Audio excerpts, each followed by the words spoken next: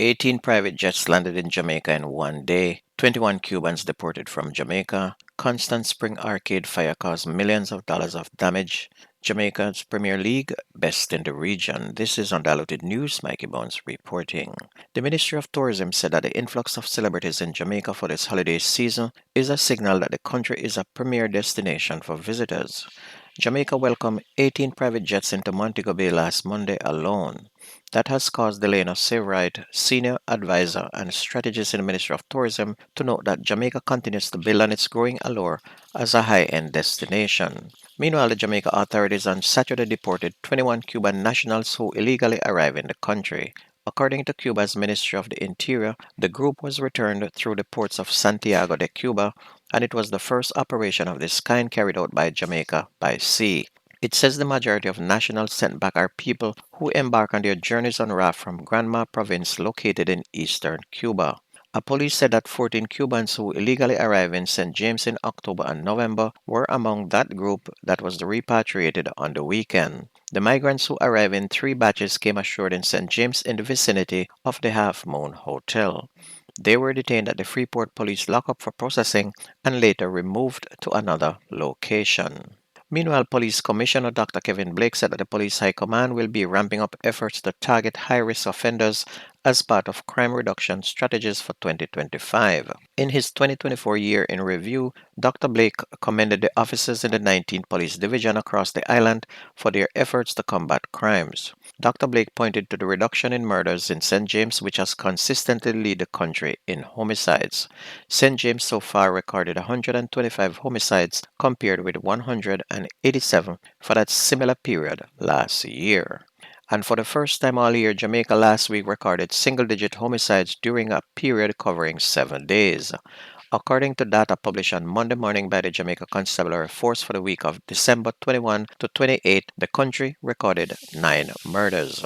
The murder toll as of December 28 is 1,038, which represents a decline of 19% of 259 fewer homicides year on year.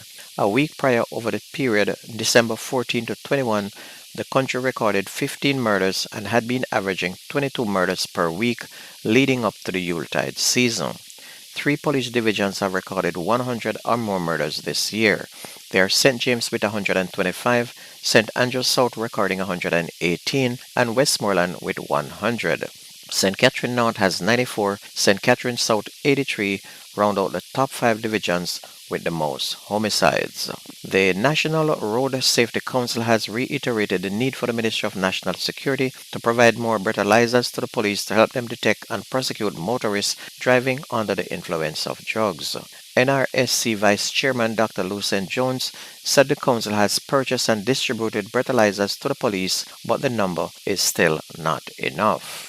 Meanwhile, millions of dollars worth of goods and appliances went up in flames yesterday morning after 2 shops were gutted at the Constant Spring Arcade in St. Andrew. The shops were operated as restaurants and bars. A 3rd bar was damaged in that blaze, and the loss is estimated at $6.8 million. Assistant Superintendent with the York Park Fire Station, Courtney Thompson, said 4 units responded to the fire, which started about 9:05 a.m. and the cause of the fire is still under investigation. The shop operators are hoping that assistance will come from the Kingston and St. Andrew Municipal Corporation. A 35-year-old chef has been slapped with 3 charges after allegedly pulling a gun during a dispute with another man. Marlon White, otherwise called Pa of Road Crescent, Kingston 11, has been charged with possession of prohibited weapon, assault at common law, and using a prohibited weapon to commit a felony. Reports from the Olympic Gardens police are that about 10:10 p.m. September 2, White and a man had a dispute during which he used a gun to assault the man. A report was made to the police and White was arrested and later charged following a question and answer session. A 28-year-old Westmoreland man is also facing assault charge after reportedly physically assaulting a woman and threatening her with a gun. Omario Tomlinson of Bambawalk District in Georges Plain, Westmoreland, will answer to several charges including possession of a prohibited weapon, assault at common law, and assault occasioning bodily harm. And it is said Tomlinson reportedly approached a woman whom he had a dispute with, brandished a firearm, and pointed it in her direction. The woman managed to escape but was later confronted by Tomlinson again, who physically assaulted her, causing injuries to her face, legs, and chest. A report was then made to the police, and on Friday, December 27, the police conducted a targeted raid in his community where Tomlinson was seen and then apprehended, and his court date is now being arranged.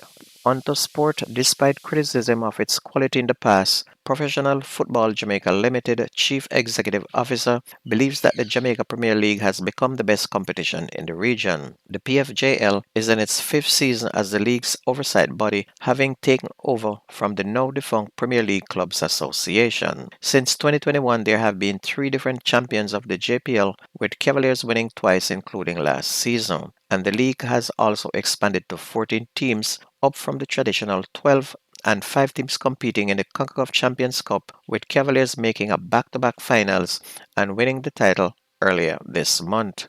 The quality of the league has also received flack over the years, but Hill believes that the recent achievements are signs of growth and said the standard will continue to rise in the future.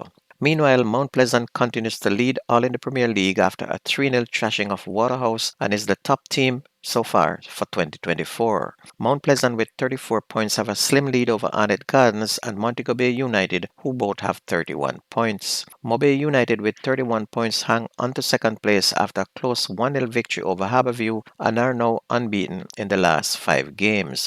Harbourview end the year on a miserable note as they are in the relegation zone with only 12 points. Arnett also had a close game with Chapelton Maroons to hang on to third place, while Cavaliers hold on to fourth place with 27 points after a 1-all draw with Portmore. Mullines United, formerly in last place, now jumped 3 places to 11th after beating Veer United 5-0, while Tivoli had a very good game at the end of the year with a 5-1 beating of Humble Lions, while Dunbeholden and Racing United had a good game after both played out to a 2-2 draw. Green Pond Soccer Club and Cambridge FC won back-to-back games in the St. James Football Association Sandals Resort International Major League after defeating Norwood Strikers and Heights FC respectively in Zone B contests on Saturday. Green Pond FC beat Norwood Strikers 3-0 at the Albion playing field, while Cambridge FC also extended their good start after opening the season with a 3-1 victory over Heights FC. Victory saw the teams improve to 6 points, well ahead of Flankers FC, who are on 2 points.